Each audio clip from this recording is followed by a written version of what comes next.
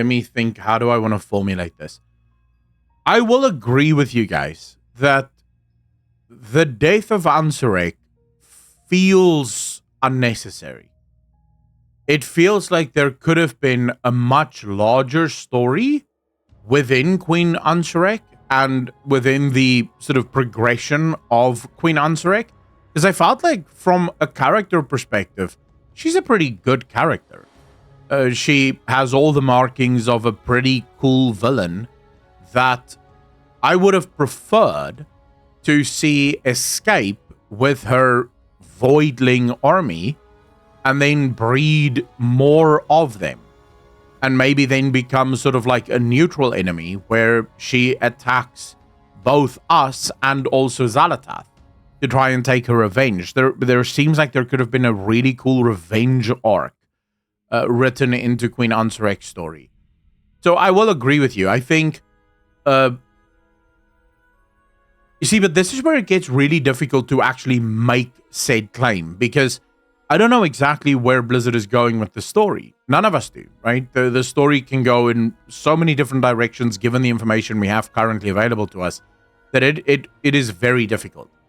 So we could sit here and say, listen here, Blizzard, you're doing a great job with Xal'atath and making her into this really big bad, but why are you killing off all of the smaller villains that could be really cool moving forward? But then you don't know what's going to happen in 11.1 or in 11.15. It could be that in 11.1, Blizzard introduces 2 new mega villains that suddenly, if they kept Queen Ansurek alive, that would have been, then you would have too many villains. It could also be that Blizzard has a new plan specifically for those Nerubians that have already accepted the gifts of Xal'atath. And they didn't really want Queen Ansurek to be, shall we say, the leader of those Nerubians. Maybe they have an even cooler villain that they have planned. But I do think we need sort of like a repertoire build up of villains throughout World of Warcraft, layering in order of magnitude, so that you have very large villains that do very large things like Xal'atath and Eridikron, but then you also have smaller villains that help move the story forward, and you can just sort of rely on those smaller villains in times when the bigger story is kind of slowing down a little. Because this would have created also a number of interesting opportunities for side quests and side stories to develop out of that. So I'm not sure yet, but again, this comes with very little knowledge of what the future is going to hold, given the information we have currently. What I will say is I felt like the storytelling of Blizzard in this first sort of leg of the expansion, and specifically when it comes to character development, has been a step above. Hear me out. Blizzard had an entire expansion to make me care about Zuvul, and I cared less about Zuvul towards the end of the expansion than what I cared about him at the beginning of the expansion, because the character progression was just not there. However, contrast that with The War Within. Baelgrim is introduced in the MSQ, and by the time Baelgrim, spoiler alert, dies, it hits me. It's an emotional moment. I remember playing it on stream, and my immediate thought was, whoa, why would you kill Baelgrim? Is so cool. So they managed to make me care about Baelgrim in the course of a few hours, right? Because of the character progression built within him. The same with Queen Ansurek.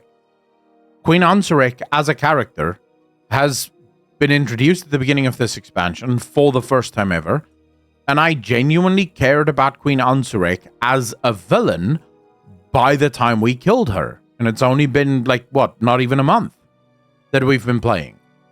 And I genuinely care about her as a villain. Seeing her die, I had an emotional response to that. My emotional response was, thank goodness. So, there is that to be said. Then you look at characters like Faerun. Faerun is also a character that to me has just shot up in terms of my enjoyment of characters. I have found that Blizzard actually made me care about the relationship between Terralion and Illyria because it creates a number of questions around their relationship and also the future of their relationship, because Blizzard keeps dropping these little hints about what may be very bad in the future for Illyria and Terralion. Another character that Blizzard have introduced that I think is just a step above is Dagran. I genuinely think Moira and Dagran, and even to some extent, Magni's storyline, has been phenomenal. I've never thought in my life I would give a shit about dwarfs. I'm not really fond of dwarfs in video games. I don't play a dwarf ever in a video game, and yet I care about all three of those dwarfs. The story surrounding them was incredible, right? The depth of the character progression of Dagran is incredible. There's even the machine speakers that I think are really cool. Their storyline's really cool. So I do think character-wise, Blizzard have done a great job. I think we'll only really be able to criticize Blizzard's treatment of the villains in World of Warcraft once we see the next leg of the story and maybe even the one after that. The only problem with Ansurek dying this early is that we really are kind of guideless on where we go next. Nothing else is prepped very well. Get to the mage, but remember there is a 0.5 patch that is coming. And then only after that it is 0.1, so new enemies may yet emerge. And I won't say that there are no enemies that are in the sort of periphery, waiting and maybe making an entrance. You have, for example, the Skarden, which is still a pretty big threat. And we need to figure out who exactly are the leaders of the Skarden. And there might be a bigger threat around the Skarden that eventually,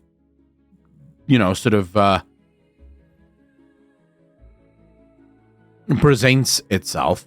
Then you also have the elementals and the elemental lords that could play an actual role here, especially Therazane, when it comes to Earth and Earthen. Could be a really cool storyline moving forward. I think you have the light as another potential problem, maybe at some point. We'll have to wait and see. But that is an enemy that was set up very, very easily. And then, of course, not necessarily a villain, but absolutely an interesting character. The Druids. Literally, the Druids. That is probably the storyline that I'm most excited for. Because, dude, who are they? Where do they come from? What are they? Right? None of this is really well answered. So I'm really looking forward to seeing the Haranir storyline play out. I also think there's another storyline in the Isle of Dawn to the side, like at the sort of top side, I think, of the map. There's this giant excavation site of Titan relics. And it's in that storyline that there's a revelation about Titan forces. There's some vault there that's hidden away as well. That's a storyline that almost certainly will present itself, because we know that there were at least 2 Watchers that were abusing the Earthen. Then you have the storyline of the Rotting Forest, which is also not yet solved, right? Even though we killed the big rotting beast, I really hope that people don't think that that is the end of the story, because it really isn't. The rotting beast started to rot after they were created by the Earthen that taints the forest, which suggests the rot started before the beast. So And that links to Braconite Hollow in Dragonflight, which also was this one area that would have this sort of rotting decay element to it. So, no, I think when you really start to run the gauntlet of potential enemies and allies and villains and storylines, there are numerous. Not to mention the fact that the Haranir may open the door for the Drost. Because if they are indeed druids, and some of the first druids, they may actually have answers as to the Drost. And where exactly the Drost stems from. You have the stormy seas. That's another interesting element that needs to be collected and needs to be discussed and needs to be revealed. So no, I think there's lots and lots and lots and lots and lots of potential storylines that we're just waiting to see unfold.